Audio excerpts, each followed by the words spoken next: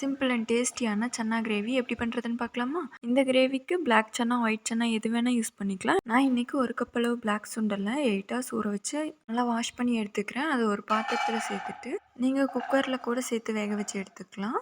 கூடவே ஒரு துண்டு பட்டை, 4-5 கிராம்பு, தேவையான அளவு உப்பு, கொஞ்சமாக மஞ்சள் தூள், சுண்டல் வேக தேவையான அளவு தண்ணி சேர்த்து நல்லா கொதி வந்ததையும் நான் இன்றைக்கி பொட்டேட்டோ கூட சேர்த்துக்கிறேன். உங்களுக்கு சுண்டல் மட்டும் போதும்னா அதை ஸ்கிப் பண்ணிக்கோங்க. நல்லா வேக விட்டு எடுத்துக்கலாம். இந்த அளவு நல்லா வெந்து வரணும்.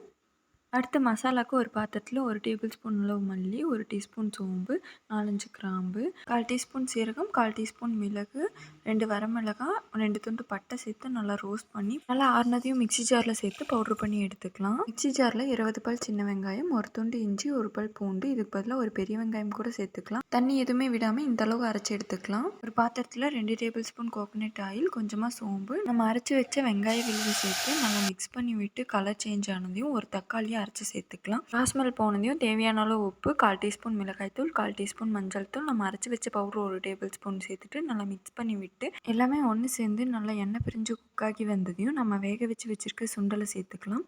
சேர்த்து நல்லா மிக்ஸ் பண்ணி விட்டு தேவையான அளவு தண்ணி விட்டு நல்லா கொதி வந்ததையும் ஒரு 5 to 7 மினிட்ஸ் நல்லா கொதிக்க விட்டு ஃபைனலாக நம்ம அரைச்சி வச்ச பவுடர் 1 டீஸ்பூன் அளவு சேர்த்துட்டு கொஞ்சமாக மல்லி இலை சேர்த்து ஸ்டவ் ஆஃப் பண்ணால் டேஸ்டியான சன்னா கிரேவி ரெடி.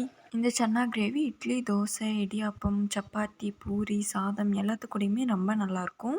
நான் இன்றைக்கி தோசை தான் ரெடி பண்ணியிருந்தேன். சன்னா மட்டும் ஊற வச்சு எடுத்திருந்தா போதும். ரொம்பவே குயிக்காக ரெடி பண்ணிடலாம். இந்த கிரேவி ரொம்பவே டேஸ்ட் சூப்பராக இருக்கும். ஃப்ரெஷ்ஷாக மசாலா ரெடி பண்ணி பண்ணுறனால ரொம்பவே ஃப்ளேவர்ஃபுல்லாக டேஸ்டியாக இருக்கும்.